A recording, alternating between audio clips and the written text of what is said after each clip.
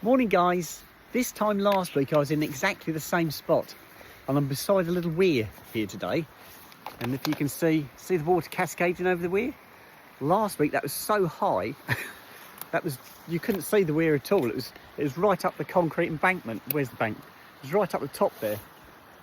Amazing, just the difference a week makes, guys. It's really mild, really mild today. I'm getting hot already and I've probably only come a quarter of a mile. There's my little Soot beside me. Snoop's in front of me. And you can see Snoop's tail's up in the air, look. Can you see it? He's feeling better today. You can always tell when he's off because his tail's down between his legs. It's like a little flag. It's like an indicator. Go on then, off you go, Tinker. Good boy. Right, what should we talk about? Let's talk about something. We've done holidays loads. Cars, we've done cars. Christmas, come on then. Christmas. As a child, I loved Christmas, but I never made myself ill over Christmas. Now, I've got two sisters. Now, my younger sister, she used to get herself so excited and so worked up that every Christmas she was ill. It's just the sheer excitement she'd make herself sick. And I used to be the annoying child who used to unwrap their presents really carefully, try not to rip the paper. And my two sisters were the opposite. They'd just tear into their packages to see what they'd got, and I'd unpick all the sellotape and the seams and unfold it. Not that I ever did anything with the paper, but it was more to annoy my sisters than anything else. An annoying child. Come on, let's go. Something else that my parents used to do when we were very young is they used to put our presents in a sack at the bottom of our beds. So what they'd do is, before they went to bed late at night, they'd sneak in and put the sacks at the bottom of the bed and then go back to bed, or go to bed.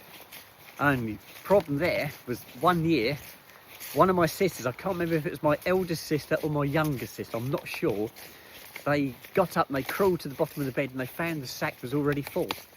So they immediately jumped up and said, "Father, Christmas has been." And they went and woke my mum and dad up. This was the early hours of the morning. My mum and dad weren't impressed, but they went along with it. And we opened all the presents. And then once we'd finished, my mum and dad went back to bed. And the following year, no, they didn't do that anymore. They put the presents downstairs in the front room, and they even took the door handle off the front room door so you couldn't get in. Yeah. Happy memories, guys. Happy memories. I can never remember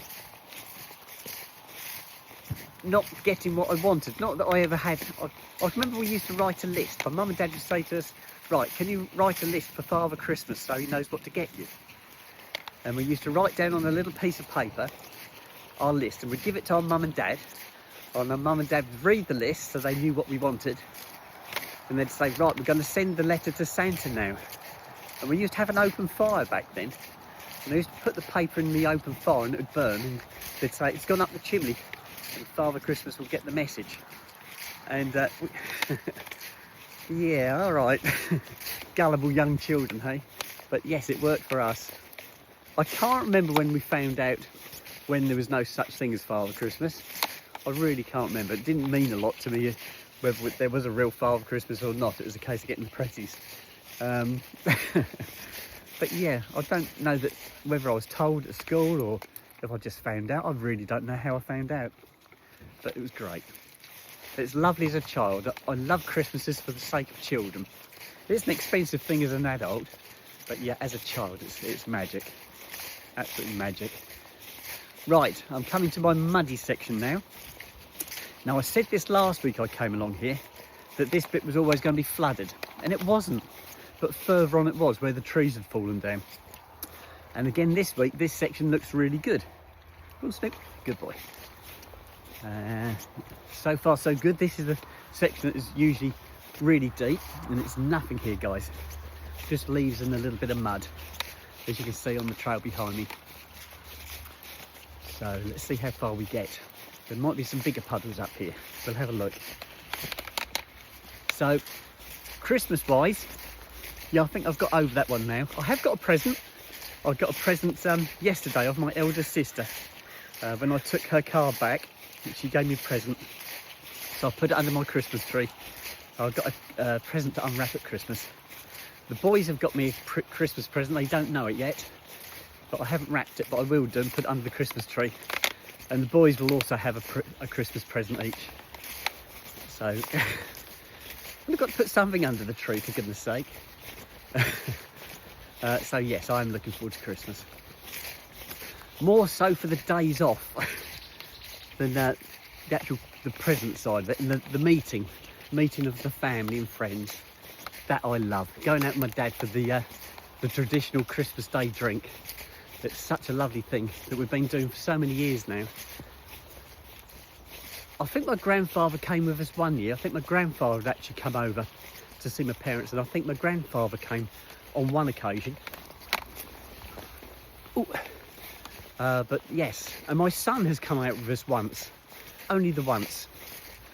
I don't think it's going to be a tradition with myself and my son. Once my dad's gone, I don't think that tradition will be carried on by my son. Yeah, that'd be an interesting one, wouldn't it? My son taking April out for a Christmas Day drink. So never say never. You never know. He might do. Right, guys, I'm going to sign out. I'm going to speak to you guys later. Okay, bye-bye.